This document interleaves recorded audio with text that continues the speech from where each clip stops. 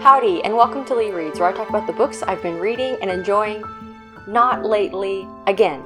This is the second part to my short series where I go back and talk about some of my formative and favorite books from earlier in my life. I've done one video on childhood through elementary school, and this video is going to focus on what I really loved reading in middle school through high school. So that's 6th grade through 12th grade.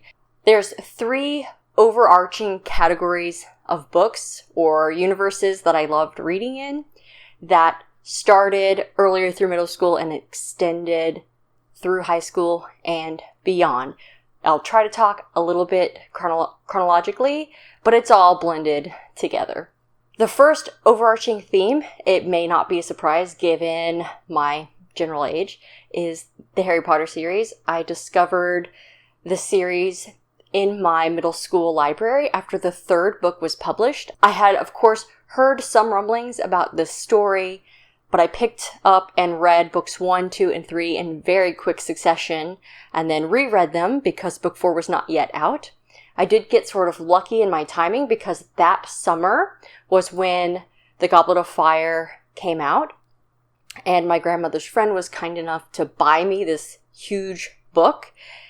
And so began the period of inhaling a Harry Potter story and having to wait years and years for the next one. So going back, rereading. This is my very well-loved and well-used copy of Goblet of Fire. I dragged this thing around with me everywhere. Of course, since the books became very widely spaced apart, this love of this series wasn't just in middle school, it extended through high school, and I think the 7th book came out when I was in college. Harry Potter is kind of a bittersweet love to talk about because of how much mental energy I put towards this universe when I was younger. I would spend a long time talking with my then boyfriend, now husband, about theories and ideas for what the different characters would and would not do. I was introduced to fandom through Harry Potter. I started writing fan fiction in high school, and it was the first time that I had ever started sharing my writing with others and getting feedback. So in a sense, that really triggered my sense of trying to refine and improve my writing, even though I was writing in this already established world. I made a lot of great friends. I was part of a moderation team of a fandom website for a little while. It was just a really big part of my life.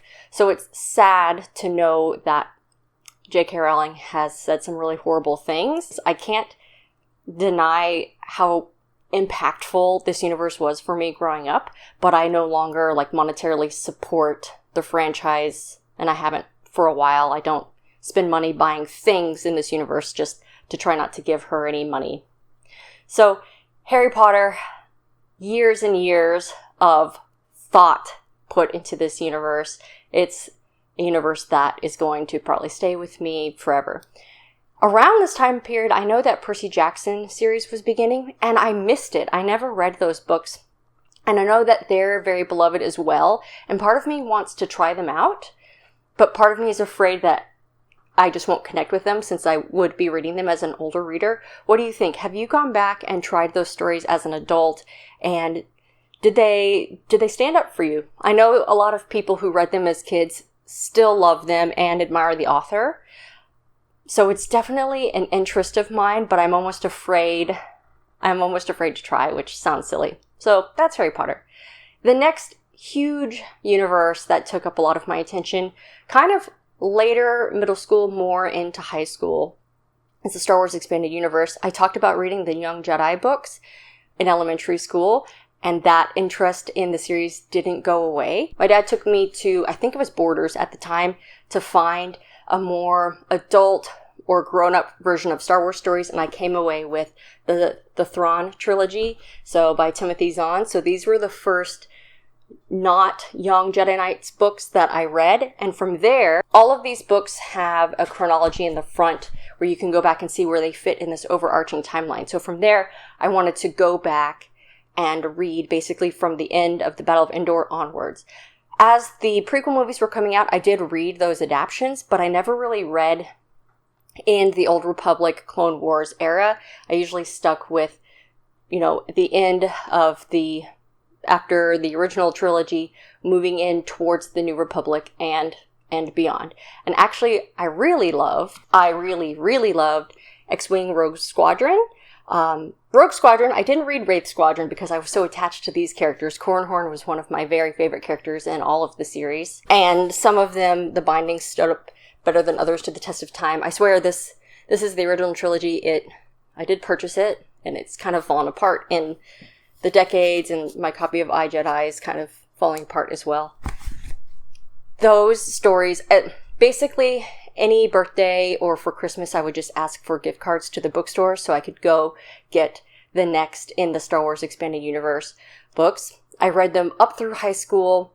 Then when I started college, I didn't read them for a long time, and years later I went back to try to pick up the end of some of those more recent series, and as I was reading them I was just grinning because it was like meeting old friends again. I just had a really good time reading them. So Star Wars Expanded Universe. Also in middle school, when I wanted to pick up more adult fantasy, maybe it was high school, I found Kate Elliott for the first time and read King's Dragon, which was very impactful to me, not only because it introduced me to Kate Elliott, and she's one of my favorite authors still today, but I think the villain in the series is excellent. I actually still have not finished the series because she really puts her characters through it, and I got upset at one point at what happened to one of the characters, and I set the series down, but I have gone back to reread it, and I'm now on book 4. And then, this is a big one, when I was in middle school, the Lord of the Rings movies started coming out, and after I saw The Fellowship of the Ring, I wanted to read the books. So I didn't start reading them till after that first movie,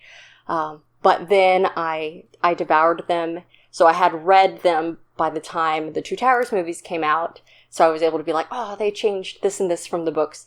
I read Lord of the Rings for the first time in middle school, and it's one that I like to go back and reread every few years. And finally, the third big universe that I really got into was maybe sophomore, junior year of high school. I'm not sure. I was chatting with one of my friends, and he told me about the Wheel of Time, especially the Eye of the World. In particular, he was describing the ways to me, and I went home and I started reading The Eye of the World. I didn't want to put it down once I started it. I had to know what happened.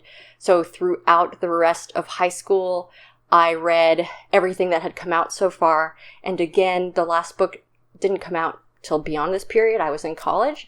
But it was definitely one where I went to the store like the day it came out and got my copy. And the person at the register was like, you've been waiting a long time for this, haven't you? I was like, yes, I have. And I can't imagine some of you were waiting for so much longer. These books came out in the 90s, and I didn't start reading it until the early 2000s.